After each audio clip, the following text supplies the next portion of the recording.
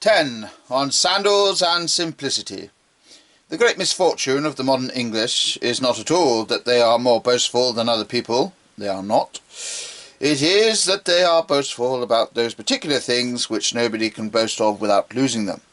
A Frenchman can be proud of being bold and logical, and still remain bold and logical. A German can be proud of being reflective and orderly, and still remain reflective and orderly. But an Englishman cannot be proud of being simple and direct, and still remain simple and direct. In the matter of these strange virtues, to know them is to kill them. A man may be conscious of being heroic or conscious of being divine, but he cannot, in spite of all the Anglo-Saxon poets, be conscious of being unconscious. Now, I do not think that it can be honestly denied that some portion of this impossibility attaches to a class very different in their own opinion, at least to the school of Anglo-Saxonism. I mean that school of the simple life, commonly associated with Tolstoy. If a perpetual talk about one's own robustness leads to being less robust, it is even more true that a perpetual talking about one's own simplicity leads to being less simple. One great complaint, I think, must stand against the modern upholders of the simple life in all its varied forms, from vegetarianism to the honourable consistency of the Dukhobos. This complaint against them stands, that they would make us simple in the unimportant things, but complex in the important things.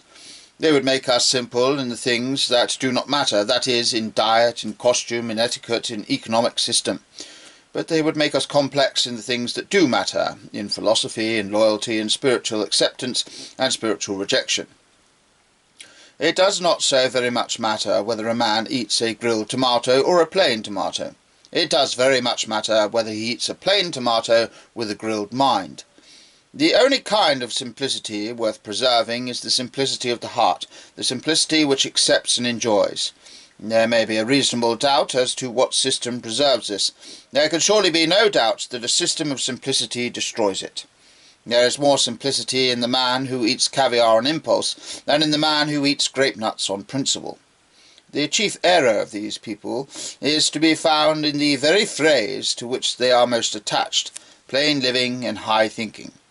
These people do not stand in need of, will not be improved by plain living and high thinking. They stand in need of the contrary. They would be improved by high living and plain thinking. A little high living, I say, having a full sense of responsibility, a little high living, would teach them the force and meaning of the human festivities, of the banquet that has gone on from the beginning of the world. It would teach them the historic fact that the artificial is, if anything, older than the natural. It would teach them that the loving cup is as old as any hunger. It would teach them that ritualism is older than any religion. And a little plain thinking would teach them how harsh and fanciful are the mass of their own ethics, how very civilized and very complicated must be the brain of the Tolstoyan, who really believes it to be evil to love one's country and wicked to strike a blow.